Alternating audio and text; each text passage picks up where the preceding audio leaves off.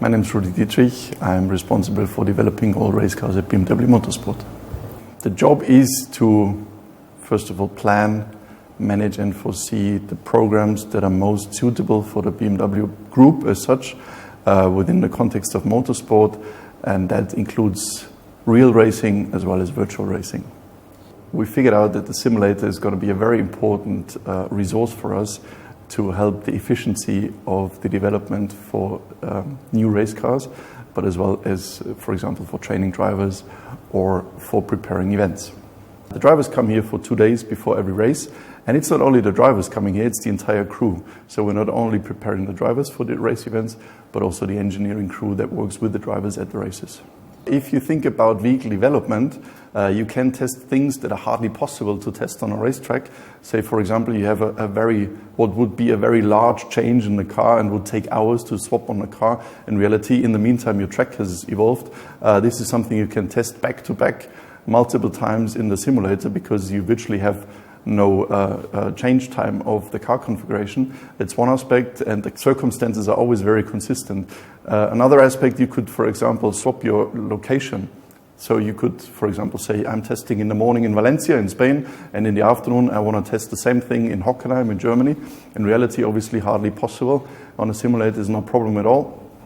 And so there's things where you can take advantage during the development of a car, but then also obviously during event preparation, you can simulate every single scenario you could think of that could occur at a race weekend, and by preparing it and practicing it, you just enter the race weekend in a much more mature fashion and much more synchronized across all team members.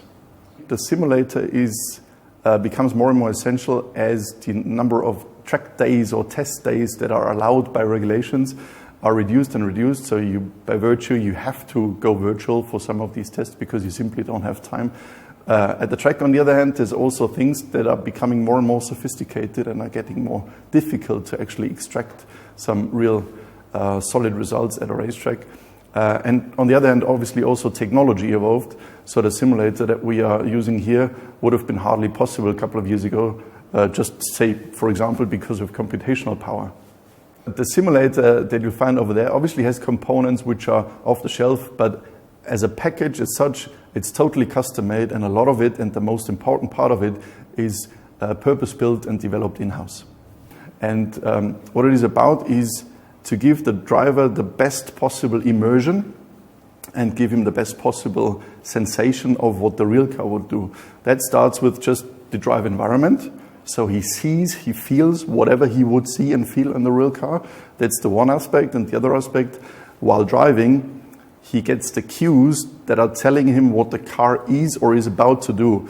And the reference for us is if he's driving the car in the simulator with the same style, so the driving style is the same in the simulator, and in the reality, that's a very good indication that the simulator actually works as it should. We have a couple of senses as a human being: seeing, feeling, hearing. That's all impressions that a driver gets. And obviously we want to replicate as many of them as close as possible. Since sound is relatively easy to do in terms of sensation, in terms of perception, this is something we obviously wanted to take on board and also there give the driver as realistic feel of the car as possible. There's a few things that you cannot replicate. Otherwise you would need a very, very large space for the simulator just to get the movement done. But what we're trying to do is identify the most important cues that the driver needs to get a sensation of what the car is doing, and we're trying to replicate those. But as we say, we're limiting ourselves to replicating those very important sensations and just skip all the rest of it. Our philosophy is, if we can't do it properly, we leave it away completely.